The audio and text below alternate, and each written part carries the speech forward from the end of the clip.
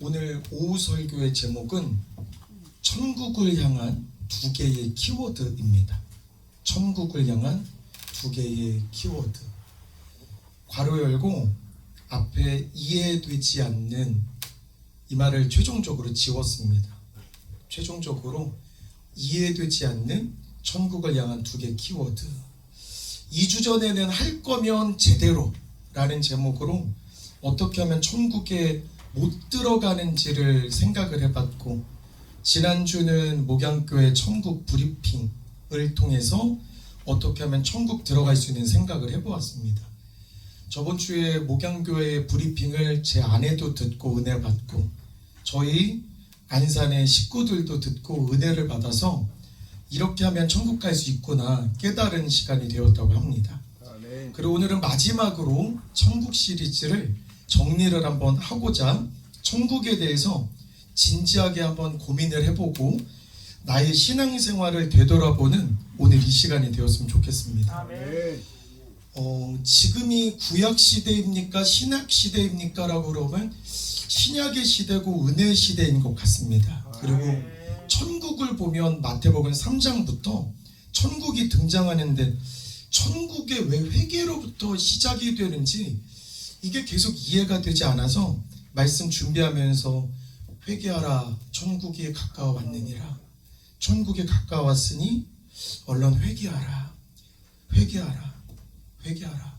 이 두 개가 참 이질적인 성질이 있는 것 같습니다. 천국 그러면 좋은 건데 회개 그러면 마음속에 조금 주저함이 있는 건 내 잘못, 나의 잘못된 것들을 누군가에 고해야 되고 말해야 되는 것이기 때문에 이게 이질적인데 왜 회개와 천국이 연결이 되어 있을까? 예수님께서 만약에 이 시간에 오셔서 대표 강사로 설교를 만약에 해주시고 강단에서 만약에 회개하라 천국이 가까웠느니라 라고 만약에 선포를 하시면 성도님들은 어떻게 반응을 할까? 현대의 우리 믿음 있는 사람들은 어떻게 반응할까? 그 말씀에 즉시 순종해서 무릎을 꿇고 눈물을 흘리며 회개를 하는 성도도 분명히 있는 반면에 분명히 회개도 우리 인간의 뜻으로 되는 건 아닌 것 같습니다. 하나님, 생각이 나야지 회개하는데 내가 지금 생각이 바로 나지 않아서 일단은 내 기도 혹은 내 믿음, 다양한 기도거리들을 먼저 기도를 하겠습니다. 회개거리를 주시면 그때 회개를 하겠습니다.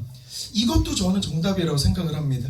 근데 회개하라 천국이 가까워 왔느니라 라고 이야기할 때 예수님이 진짜 의도가 너 잘못한 거 빨리 말해봐봐, 너 잘못한 거 빨리 말해봐봐, 이런 잘못을 추궁하기 위해서 이야기하신 게 맞나?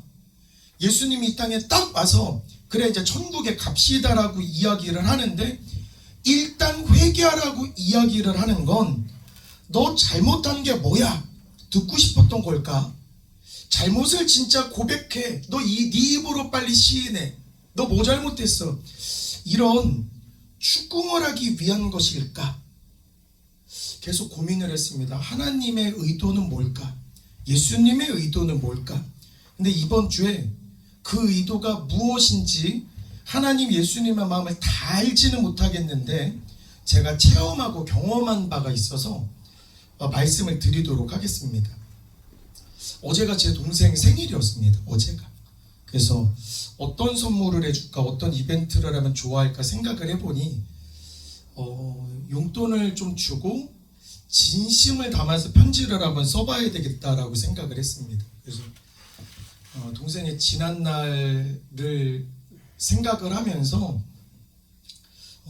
나랑 동생은 어떤 관계였지, 어떻게 살아왔지, 과거의 기억들로 하나하나 곱씹으면서 편지를 쓰는데 그 과거의 기억들이 제 마음을 자꾸만 울컥울컥하게 만드는 것 같습니다. 슬픈 일 많이 있지 않았습니다. 좋은 일이 압도적으로 많았음에도 불구하고 마음을 전하려고 보니 이 마음이 왜 자꾸만 울컥하지? 항상 보면 40년 동안 제 동생은 어디를 가도 우리 오빠는 최고야 라고 해주고 항상 저를 기쁘게 하려고 노력하고 본인이 손해를 보더라도 본인을 희생해서라도 저를 높이고 저를 기쁘게 하려고 노력하던 동생이었습니다. 그리고 살면서 목소리를 높여서 싸운 적은 단 한 번도 없었습니다. 물론 제 아내한테 물어보니까 거짓말하지 말라고, 뭐 비즈니스 관계냐고. 남매는 그런 관계 아니에요. 남매는 지지고 볶고 싸워야지. 근데 일방적으로 혼낸 경험은 있었습니다. 일반적으로 혼을 내고 일반적으로 내가 가르치고 한 적은 있어도 동생의 목소리를 높여서 대들거나 눈을 지켜뜨거나 그런 적은 한 번도 없었습니다. 근데 편지를 쓰다 보니 30년 전에 잊혀졌던 그 기억 하나가 문득 떠올랐습니다. 그날은 제가 제 동생을 주먹으로 때린 날입니다. 머리를 팍 이렇게 때린 날입니다. 근데 그날을 쓰려고 하는데 글이 써지지 않았습니다. 그날 저한테 맞은 동생은 그날 얼마나 아팠을까? 그리고 때린 아픔 때문에 미안한 게 아니라 그날의 그 분위기, 오빠가 화가 났다라는 그 분위기 속에서 떨고 있는 제 동생을 보고 있었는데 그 30년 전의 기억인데 그 울면서 공포에 질린 모습, 그 떨린 모습이 자꾸 눈에 자꾸만 어린거림이, 평소에 이런 생각 나지도 않았어요. 지난 30년 동안 이런 거 나지도 않았습니다. 근데 왜 이번에 편지를 쓰려고 하는데 소파에 앉아서 울고 제 앞에서 떨고 있는 초등학생, 여학생의 모습이 눈에 이렇게 아른아른 막 떠올랐습니다. 아이고야, 편지를 쓰려 그러면 눈물부터 나고, 편지를 쓰려 그러면 눈물부터 나고. 그래서 편지를 쓰고 지우고 다시, 편지를 쓰고 지우고 다시, 쓰고 지우고 다시, 쓰면서도 계속 눈물이 나서 못 쓰겠다, 이거 쓰지 말자. 그래서 결국 한 줄로 항상 미안하고 고맙다, 그냥 항상 미안하고 고맙다, 이렇게 이제 한 줄만 썼는데, 마음을 표현하려고 편지를 쓰는 과정이 마치 하나님 앞에 하나님 내가 살면서 이랬지요라고 회개하는 과정과 유사할 수도 있겠구나. 편지를 쓰다 보니 오빠로서 내가 잘했던 거, 내가 해줬던 거, 내가 칭찬받을 만한 거, 이게 생각이 많이 난 게 아니라, 물론 그게 압도적으로 많았음에도 이상하다. 내가 잘해준 건 왜 기억이 하나도 안 나고, 왜 잊혀졌던 그 30년 다 돼갔던 그 과거의 초등학교 때의 그 기억이 나를 사로잡는데 마음이 먹먹하구나. 내가 못해준 것들이 생각이 나고, 살아보면서 아버지가 일찍 돌아갔던 초등학생 초등학교 애가 기억이 나고, 아이고야, 왜 이렇게 안쓰러울까, 왜 이렇게 안쓰러울까. 그런 생각을 하면서 내가 더 잘해줘야 되겠구나, 내가 더 아껴줘야 되겠구나, 내가 더 책임져줘야 되겠구나, 내가 더 사랑해줘야 되겠구나. 회개라는 게 이거구나. 하나님께서 회개하라, 천국이 가까웠다라고 이야기할 때 네가 네 입으로 잘못한 걸 말해가 아니고, 지난날의 너와 나의 관계에서 너와 나의 관계는 어땠지? 만약에 이때 내가 뭐 이 정도만 믿으면 되지 뭐 더 잘 믿습니까? 주님, 내가 뭐 11조도 잘하고 나 교회도 잘 가고 기도 이만하면 됐고 찬양 이 정도면 됐지, 지금 주의 성수 하고 있는데 뭐 굳이 나 회개하라고 그렇게 목소리 높여서 설교를 하십니까? 너무 많이 바라시네. 내 지금까지 이렇게 믿었으면 됐지 뭘 그렇게 더 바라십니까? 내가 그래 뭐 잘못한 게 있다고 뭐 회개합니까? 라고 말하면 과연 그게 은혜인가? 그래, 회개하라니까 회개는 하겠습니다만 일단 내가 기억이 안 나니까 뭐 성령이라도 주시든가, 내가 뭐 기억 나야지 하지, 성령 충만한다고 하지, 내게 회개하고 싶다고 해가지고 회개하나? 그건 아니지 않습니까? 라고 말하기보다는 주님의 의도는 잘못을 말하라가 아니고, 지난날의 예수님과의 나와의 관계에서 내가 더 잘할 수 있는데 내가 못해드린 게 있었나? 아이고야, 내가 이때는 너무 무심했구나, 내가 이거 못해드렸구나, 이런 것들이 떠오르는 우리가 됐으면 좋겠습니다. 꼭 잘못을 내 입으로 저는 이것을 잘못해서 저는 이걸 회개하겠습니다가 아니라 진짜 회개는 그날을 떠올리면서 가슴이 절절한 것. 그래서 회개와 애통이 같은 구절에 붙어있는 것 제대로 이해했습니다. 이래서 회개할 때에 심령이 가난해지는 거고, 심령이 가난해질 때 마음이 애통의 눈물이 흐르는 게 이게 단계로 이루어지니까 그때 천국이 내 눈에 보이는 거구나. 아멘. 그 젖은 눈에 하나님의 나라가 보이기 시작하면서 앞으로 내가 어떻게 믿어야 되겠다라고 결심에 다다르는 것, 그게 진정한 회개구나. 아멘. 세상의 노래에 이런 노래가 있습니다. 제가 음은 잘 모르겠는데 가사는 불효자는 웁니다. 가사가 불효자는 웁니다. 그 가사를 봐봤습니다. 왜 제목이 불효자는 웁니다 이렇게 제목 줬는지 가사를 한번 보니까 어머니가 지금 돌아가신 상황에서 돌아가신 어머니 앞에서 생전에 내가 더 잘했어야 되는데 내가 생전에 잘해드리지 못하고 어머니 내가 잘 되기를 그렇게 바라시다가만 이 땅을 떠나셨는데 자녀로서 나 그게 너무 마음이 아픕니다. 나 저 자녀로서 너무 애통합니다 하면서 누군가가 이렇게 가사를 써서 음을 붙인 것 같습니다. 만약에 불효자는 웁니다라는 이 세상 노래의 주인공이 되신 그 어머니께서 불효자는 웁니다라고 노래를 부르는 그 자녀를 보면서 그 어머니는 어떤 느낌이 들었을까? 맞아, 내가 네 때문에 명예 한 30년은 단축됐지. 너 불효자 맞지? 내가 너 때문에 일찍 죽었잖아. 이렇게 지탄을 하실까? 아니면 꿇은 무릎, 젖은 눈물을 닦아주시면서 안아주시면서 네 맘 다 안다라고 위로를 해주실까? 본인을 불효자라고 칭한 그 자녀를 보면서 부모님이 진짜 너는 불효자야 라고 지탄을 할까가 아니라 진정으로 회개하는 자녀를 보면서 안아주시고 위로해주신 그 말씀이 마태복음에 그대로 나온 것이구나. 애통하는 자는 복이 있나니 그들은 위로를 받을 것이며.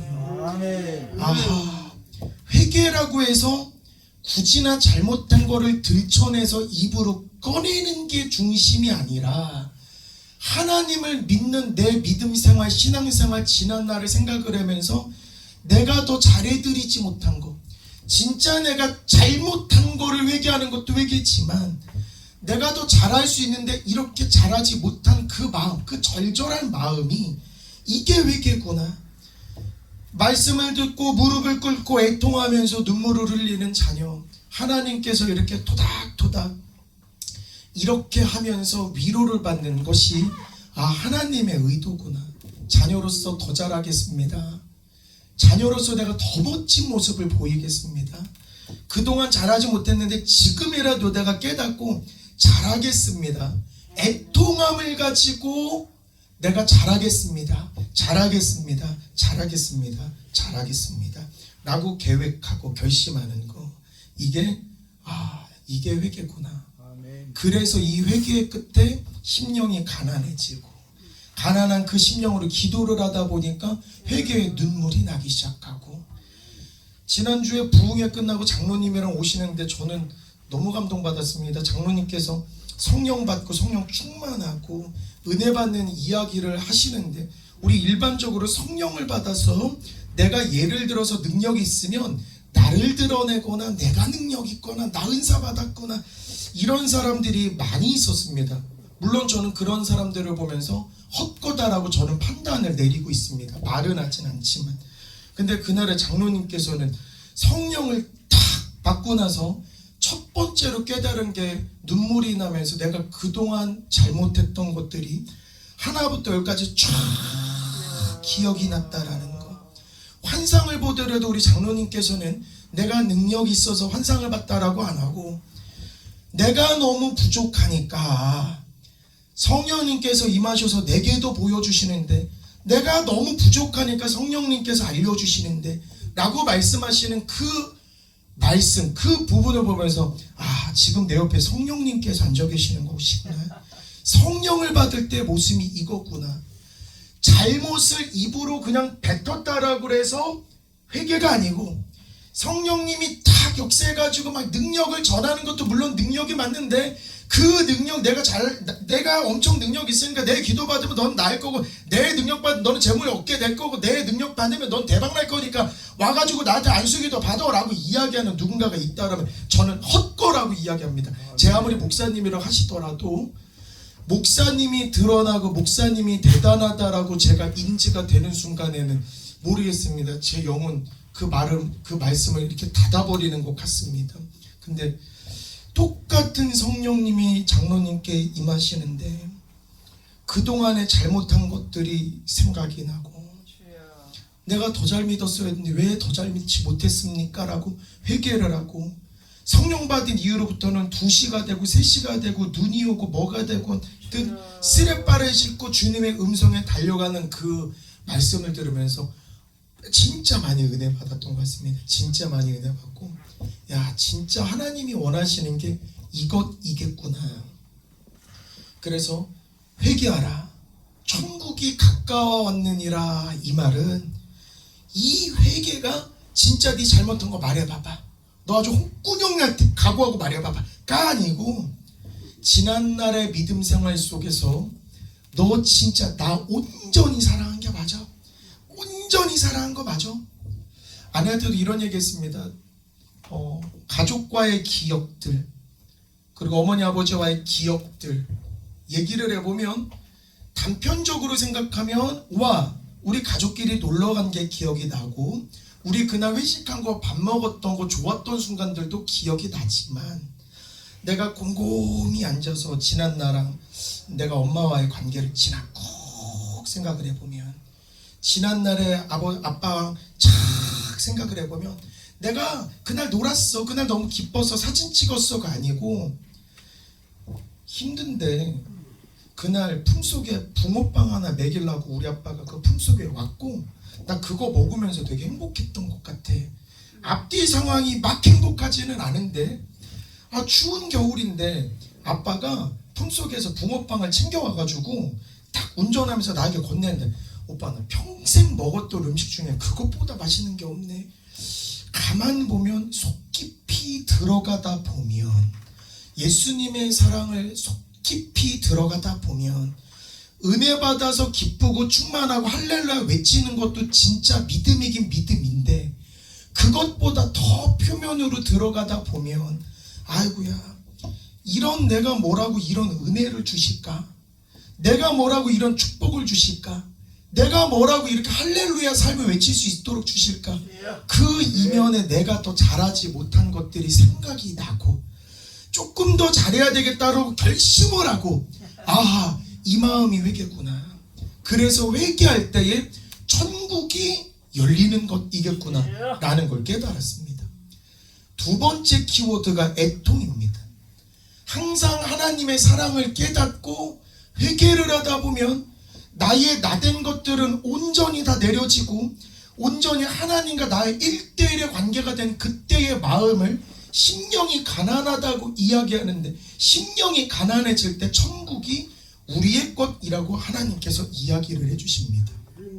그런데 항상 회개와 심령이 가난해지는 것의 결과 다음 절에는, 애통하는 자는 복이 있나니 그들은 위로를 받을 것이며. 이번 주에 애통을 주제로 설교를 준비하고 있는데 자신이 없네. 아내한테 이야기했습니다. 준비를 하는데 잠깐만 눈물이 왈칵할까 잠깐만 쏟아지는 것 같아. 내가 편지를 쓰다가 눈물이 자꾸 왈칵할까 쏟아지는데, 설교를 준비하는데도 눈물이 너무 쏟아질 것 같아. 그래서 아예 설교를 바꿀까? 오빠 근데 애통은 안 좋은 거 아니야?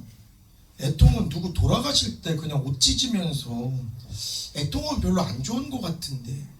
아내 말도 일리가 있습니다. 우리 애통이라 그러면 하나님의 축복과는 거리가 조금 멀어 보이고, 천국과는 거리가 조금 멀어 보이는 게 사실입니다. 그래서 애통이라는 설교를 준비하다 보니까 이게 부담감도 많고, 계속 준비하는 내내 울컥해서 이것도 바꾸자. 동생에게 편지 쓰는 그 마음이 설교를 준비할 때 똑같았습니다. 근데 하나님께서 애통의 마음을 이래서 주시는 거구나. 하나님의 마음을 깊숙이 가다 보니 하나님의 마음 깊숙이 가다 보니 하나님은 아담과 하와를 지으셨을 때 배신할 거라는 걸 아셨을까 몰랐을까? 분명히 아셨을 건데 네 원하는 거 다 들어주고 배신한 결과물을 본 이후에도 그냥 꼴배기 싫으니까 에덴 동산에서 쫓겨내면 되는데 가죽옷을 입히면서 그래도 살 수 있게끔 만들게 놓고 일거리를 주시면서 내쫓는 그 마음은 부모의 마음이구나. 부모의 마음이구나.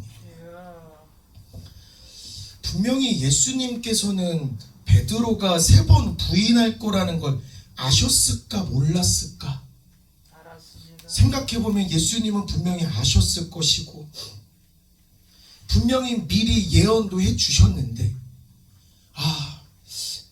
예수님께서 베드로가 3번 부인하는 모습을 보시면서 그 마음은 어땠을까? 예수님이 미리 아셨다라는 걸 알게 된 베드로의 마음은 어땠을까? 예수님의 사랑을 제대로 깨달은 베드로는 분명히 애통할 수밖에 없구나. 애통할 수밖에 없구나. 사랑을 진짜 깨달으면 그 사랑 이면에 있었던 그 헌신, 지금 내가 이렇게까지 성장했다라는 건 분명히 부모님의 삶이 내 삶의 뿌리에 거름이 되신 건데, 분명히 나의 어머니 나의 아버지도 젊은 혈기, 왕성한 능력, 분명히 멋지고 예뻤던 그들만의 삶이 있었는데 나라는 꽃을 피우기 위해서, 나라는 나무가 쑥쑥 자라기 위하여서 본인들의 인생을 거름으로 만들었고 희생으로써 나를 위해서 헌신하셨구나. 지금 내가 대박하고 할렐루야 외치고 축복받는 삶의 이면에는 부모님의 헌신이 나를 길러주셨구나. 아이고야, 그 사랑을 깨달아 보니 그동안 살면서 여행 가고 기뻤던 모든 순간도 은혜고 축복이 맞는데 더 깊은 곳으로 가다 보니 속 깊은 그 사랑을 보게 될 때의 마음이 팍 울려지면서 눈물이 젖게 되는 것이 애통이구나. 그리고 아내랑 대화를 나눠보니 우리 어린 시절의 믿음의 선배들은 왜 이렇게 우셨을까? 어렸을 때, 내가 어렸을 때 교회 성도들 어땠어? 아내가 어렸을 때 교회 성도들 어땠어? 똑같은 모습은 오빠 기도하는 거 무섭지 않았어? 나는 무서웠어. 아니 왜 이렇게 울면서 고함을 치는데 오빠 나는 방언하면서 기도하는 게 그렇게 무서웠다? 라고 이야기를 하면서 억시게 울면서 기도하는 그 어른들의 모습을 꼬마 어린이가 보고 있었습니다. 그리고 과거에 대한민국 부흥 시절의 흑백의 영상을 보더라도 예배할 때 춤추고 노래하는 이런 기쁨의 예배이기보다는 애통하고 회개하고 눈물로써 주님을 영접하는 믿음의 선배들의 모습, 흰옷을 입고 춤추고 대박나는 어른들의 모습이 아니고 흰옷을 챙겨 입고 애통하고 회개자복하면서 통성으로 기도하는 믿음의 선배들의 기도가 쌓이고 전쟁 이후에 가난했던 우리의 국가를 그 믿음의 선배들의 눈물의 기도가 대한민국을 발전시킨 것 같습니다. 그래서 우리 지금 믿음의 선배들, 저보다 더 위에 있었던 믿음의 선배들이 간절하게 기도하고 눈물로써 기도한 게 지금의 첨단 사회를 만들고 오늘날의 우리의 삶이 평탄하게 된 건 다 믿음의 선배들의 눈물의 기도이구나. 그리고 지금 여기 계신 성도님들보다 더 이전에 할머니 할아버지 증조 고조 할머니 할아버지 선배들의 흑백 영상의 믿음의 영성의 뜨거움을 보면 진짜 더하면 덜했지 덜하지는 않은 것 같습니다. 왜 이렇게 눈물이 났을까? 전쟁 이후에 우리나라 상황만 보면 그냥 눈만 떠도 그냥 전 세계 이렇게 봐도 다 무너져가고 허물어져가는 그 현상만 봐도 눈물이 나고, 눈을 감아도 눈물이 나고, 아유 내 삶이 힘든 건 괜찮은데 이 피 빼야 된 한국 사회에서 우리 자녀들이 믿음 생활할 거 생각을 해보니까 아이고 또 쟤네들은 어떻게 살아나간대 생각하면 눈물이 나고, 내가 뒤늦게 주님 만난 건 너무 감사해서 눈물 나고, 이렇게 감사한 주님 우리 가족들도 믿으면 좋은데 그 당시에 믿음이 전도가 전 세계에 이렇게 전파된 게 아니기 때문에 주님을 너무 더디하는 가족들 생각하면 눈물이 나고, 그냥 눈만 갚으면 주님께 그냥 간절하게 기도가 나올 수밖에 없는 상황이기 때문에 눈물을 흘리고 눈물을 흘렸던 그날의 기독교도 분명히 있었습니다. 아마 눈물이라고 물론 무조건 좋다, 여러분들 웁시다 라고 이야기하는 건 아닌데, 주님을 생각할 때에 우리가 받은 축복 이면에는 눈물 젖은 헌신, 희생, 기도가 있고, 그 기도로 인해서 우리는 특별한 은혜 가운데 사는 것, 이건 잊으면 안 되겠구나. 그리고 준비를 하면서 이런 생각도 했습니다. 물론 성령 충만해서 우리가 은혜 받고 기도하고 춤추고 찬양하고 교회가 대형화되고 이런 모든 것들도 분명히 은혜입니다. 분명히 은혜인데, 제가 설교를 준비하면서 느낀 확실한 하나는 있었습니다. 확실한 하나는, 마른 눈의 성도들, 율법이 가득하여 지식이 가득한 성도들이 모인 교회보다는 눈물 젖은 기도를 하며 젖은 눈으로 은혜 속에서 사는 성도들이 모인 그 교회가 훨씬 더 깊은 은혜 가운데 사는 것 같습니다. 마른 눈으로, 율법으로, 머리로 내가 하나님 말씀을 지식으로 판단하는 사람들보다는 은혜를 받고 젖은 눈으로 하나님, 예수님이 나를 위해서 어떠한 희생을 하셨는지 그 속 깊은 사랑을 깨닫는 성도들, 그 성도들로 이루어진 그 교회가 깊은 은혜에 좀 더 가까울 수 있겠구나. 설교를 준비하다 보니까 계속 조심스럽습니다. 아니 교회 와서 그냥 깊은데 좀 은혜 받았으면 좋은데, 성령 충만하고 좀 힘있는 설교하면 얼마나 좋아. 할 수 있거든이 무슨 말이냐 하면서 성령 충만하고 박수하고 기쁜 거, 신나는 거, 은혜 받을 거, 이거 하면 좋겠지 않나 라고 생각을 했는데, 천국이라는 키워드로 말씀을 준비하다 보니 마태복음 3장에서는 천국이라는 키워드 바로 1단계에 회개라는 것이 있고, 심령이 가난한 게 있고, 애통이 있고, 할렐루야는 그 이후부터 할렐루야 축복받는 내용은 이어지게 됩니다. 그러면 아하, 천국을 제대로 알기 위해서 해결할 게 있는데, 아마 현대의 우리 믿음의 후배들은 믿음의 선배들과 같은 젖은 눈물을 가지고 있지는 않을 수도 있겠다.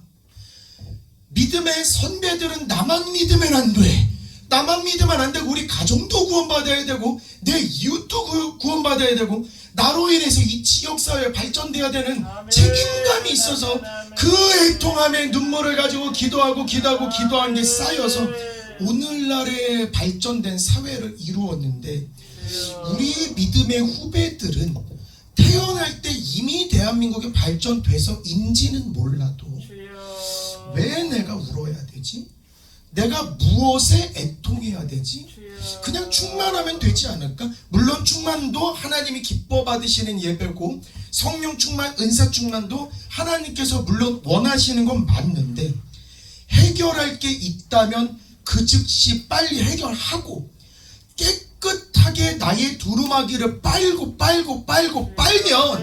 내가 변화되어서 내 영혼이 어린아이가 되고, 그 어린아이가 될 때 들어갈 수 있는 게 천국이라는 것들을 하나님께서 우리에게 알려주시는 것입니다. 분명히 오늘 마태복음에서 본 천국의 여정은 웃음, 기쁨만 있지는 않습니다. 분명한 건 웃음이 눈물을 대신할 수는 없습니다. 그리고 기쁨이 애통을 대신할 수는 없습니다. 분명한 건 하나님이 회개를 할 때에 천국이 가까웠다라고 이야기를 하시고 애통을 할 때에 하나님께서 우리를 위로하고 받아주신다고 했습니다. 곧 애통이 우리 신앙의 본질이구나. 눈물이 우리 신앙의 본질이구나. 부모님의 사랑을 깨달을 때 우리 엄마가 나 맛있는 거 사줬어. 우리 아빠가 붕어빵 사줬어. 이게 아니라 붕어빵 산 날 그날 엄청 추웠지. 그날 엄청 새벽이야. 우리 아빠 잠도 못 잤어. 그날 엄청 추운 날이야. 붕어빵의 맛을 생각해보면 와 아빠의 생각해보니까 붕어빵 맛있어. 이거는 표면적으로 있는 붕어빵인데 성숙해서 커보니 그리고 아버지의 사랑을 생각을 해보니 그 새벽에 잠을 못 주무신 아버지의 상황이 보이고 그 추운데 붕어빵을 품속에 안는 아버지가 보이고 이러면서 아버지를 생각하고 그 사랑 그 희생을 생각해보니 아이고야 눈물이 왈칵 맺히네.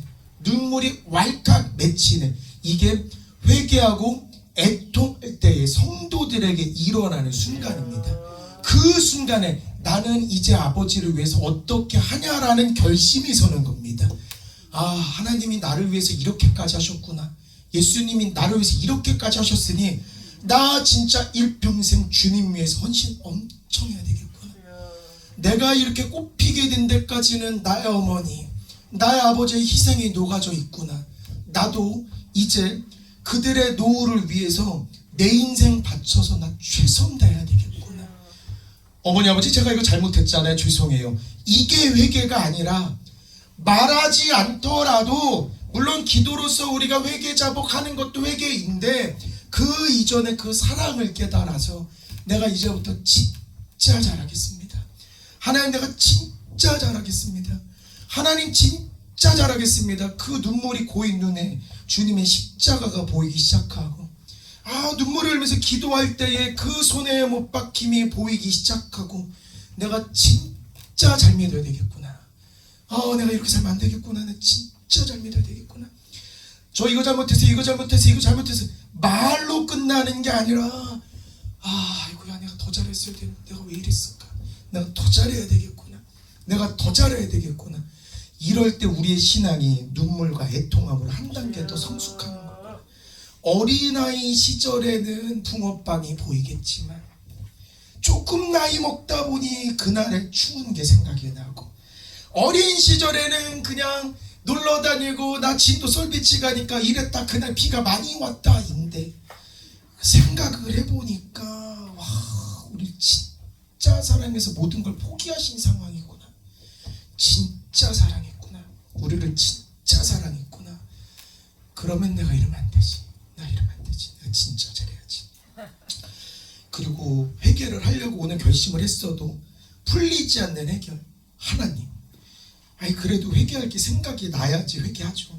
저 신근전도사 이야기 들어보니까 뭔가 회개는 하기는 해야 될 것 같긴 한데 회개할 거리는 도대체 뭘 회개할까 생각을 해보니까 로마서가 우리가 이런 말할 거 다 알아서 그냥 로마서가 답도 줍니다. 성령도 우리의 연약함을 도우시나니 우리는 마땅히 기도할 바를 알지 못하나 오직 성령이 말할 수 없는 탄식으로 우리를 위하여 친히 간구하시느니라. 내가 굳이나 하나님 뭐 잘못했고 이거 중요하지 않습니다.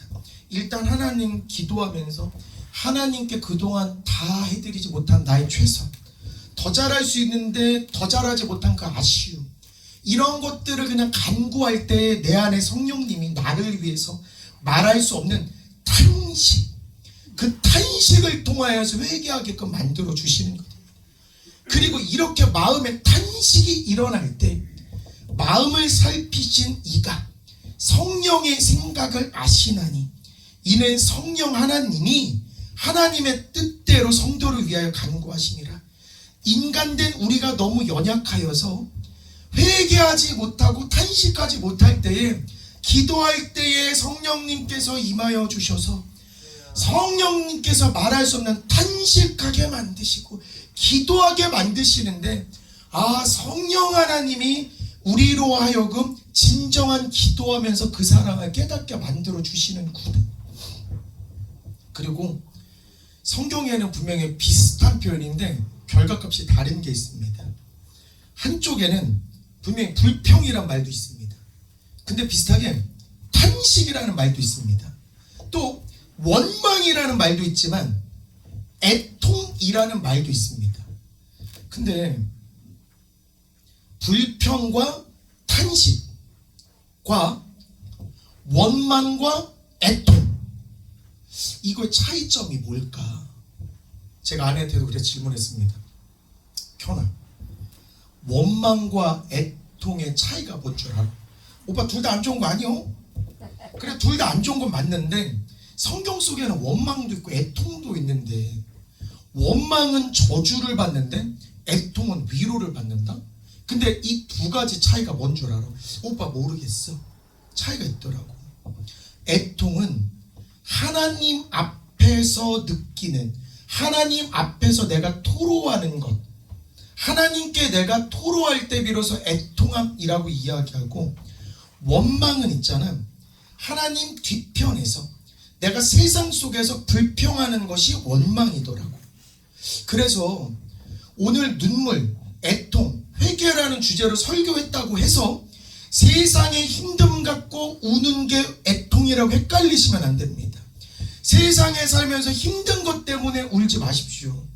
세상을 살면서 내 아픈 것 때문에 울지 마시고, 하나님, 내가 세상을 살다 보니까 내가 왜 이렇게 이게 안 됩니까? 왜 일이 꼬입니까? 나 진짜 열받습니다 해서 울지 마시고, 하나님, 내가 이렇게 하나님을 믿었는데 도대체 뭐 하시는 겁니까? 이렇게 원망하지 마시고, 우리 온전히 하나님 앞에 딱 가서 뭔가 일이 안 될 때 화가 나는 거 있고 눈물이 나는 거 참고 하나님 앞에 기도를 하면서 하나님 도와주세요 해서 그 눈물을 흘릴 때 원망은 바뀌어 애통으로 변하는 것이고, 하나님, 내가 이렇게 살았습니다, 이렇게 살았습니다, 이렇게 살았습니다. 하지만 진정 하나님의 사랑을 보니 내 눈에 눈물만 흐르는데, 하나님, 나 진짜 앞으로 더 잘할게요.